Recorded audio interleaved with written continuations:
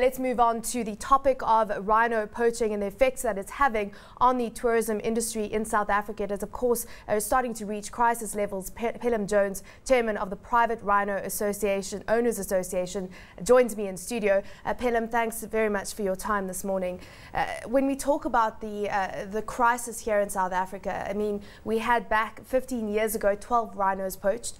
2008, 76. They're now estimating that 400 rhinos could be poached by the end of the year. Is it a crisis? It is a crisis. In fact, I refer to it as a tsunami. Sadly, there's nothing new to this story, because if you go back to the historic black rhino populations through the rest of Africa, our estimations show that in the last 45, 50 years, over 100,000 rhino have been poached.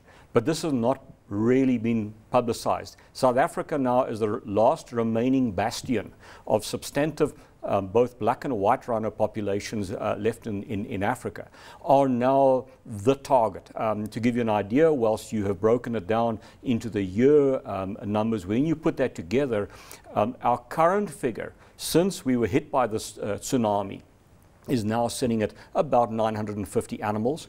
By the end of the year, we will have exceeded 1,000 animals. The net impact of all of this is that the species, based on the latest scientific report that we have, will go into population decline as of now. In other words, more animals are dying than what are being born. Why all of a sudden the sudden surge in poaching?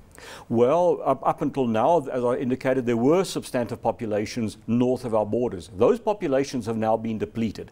This They've is just moved south. Absolutely. We're talking here highly sophisticated crime syndicates, and they are very, in terms of their communications, their network, their ability to move horn illegally, cross-border, etc., is such that they have now said, okay, let's not worry about the rest of Africa. There's little left. Let's now focus on the South African populations. The key export markets are supposedly China and Vietnam. What is the value of a rhino horn at this stage? Well, that's a very speculative figure. When one looks at the current value of your rhino in South Africa, in terms of its so-called legal trade market, in other words, if I bought a rhino from you, what typically would you pay, versus what is the value of the horn when it gets into the black market overseas? Well, to be honest with you, we don't actually know.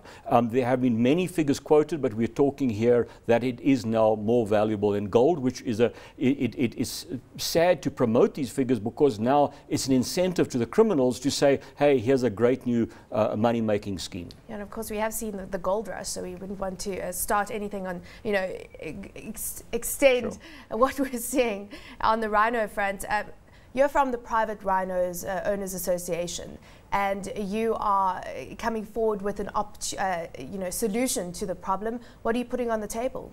Well, we're hit quite unexpectedly with this tsunami, and in the last 18 months we have sat down with our partners in government and had to develop a whole strategy, a so-called needs analysis, and this has broken down a whole number of core focus areas. It goes from better training in terms of your poaching units. We've had to look at scientific solutions through DNA. We're looking at the creation of rhino rescue areas, orphanages, better forensic equipment, better investigations, better prosecutions, and so it carries on. So we sit working very, very, very closely with national government to try to find solutions, but very importantly is the public awareness, both domestically and internationally, that this is simply an unacceptable conduct. And like with the unnecessary killing of whales, we are saying the same must now be recognized internationally with rhino. The product is keratin, it's fingernails and hair. The trade in rhino horn is banned internationally according to the Convention on International Trade in Endangered Species. Correct. But some are saying that you should lift this ban, and that perhaps could reduce the value of a rhino horn on the market. What are your thoughts? Yeah, this is quite correct. CITES, in terms of rhino protection and preservation, has not worked. And we are saying we now have to look at possible solutions of being able to supply the market demand. It's a little bit like the argument about prohibition. As we saw what happened in America, they banned alcohol, and all that happened was overnight a massive black market criminal element entered and replaced the formal trade. We're saying legalized trade. So you would have, what, rhino farming? Well, there are two components here. South Africa has very, very substantive stockpile of rhino horn that is in state, provincial and private possession. So and this is animals that have died through natural causes, through relocations, through disease, through fighting, etc. It's a natural phenomenon. So, but the first step could be to put rhino horn on the market and trade it as one would any other commodity, whether it be diamonds, whether it be steel metals, etc. As a side product of that, there are certain individuals in the private sector who would contemplate being able to supply demand in the form of harvesting of rhino horn. Now, for example, sandparks have got a policy that they will not dehorn their animals purely because it is unnatural, linked to that your tourism product, and so it carries on.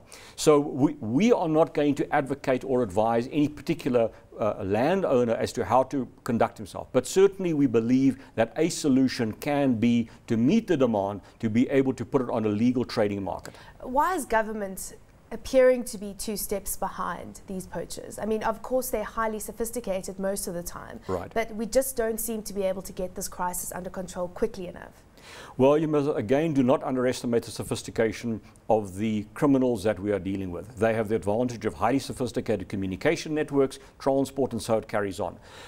Government, whilst it is seen by the public, is sadly lagging. I can comment only because I'm working very closely with both the prosecutors as well as the investigators. We are a number of syndicates are going to go down very soon. There are an increase in arrests. We are sitting at about 200 arrests this year alone. They are currently principally, you call them the foot soldiers and the middlemen. We are aware who is running the syndicates, and we are and very soon there are going to be a lot more arrests going down, and hopefully from that the necessary prosecution.